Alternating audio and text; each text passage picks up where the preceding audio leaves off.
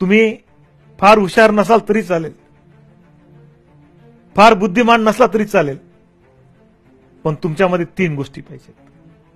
एक म्हणजे मोठं स्वप्न बघा, दुसरं आत्मविश्वास तुम्ही ठेवा, आणि तिसरं ते स्वप्न बघताना तुम्ही वेडे व्हा आणि झपाटून जा. तुम्हीच तुमच्या भाग्याचे शिल्पकार आहे. मी लहान असताना आमच्या गावामध्ये एक स्टेट ट्रान्सपोर्टची एक बस यायची. मी सहज माझ्या आईला विचारलं की ही बस कोणाच्या मालकीची आहे, एसटी गाडी कोणाच्या मालकीची आहे. तर त्यावेळेस आईने सांगितलं की ही एसटी सरकारची आहे.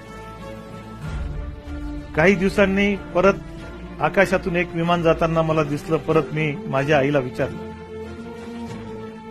माझी आई वारकरी संप्रदायाची होती.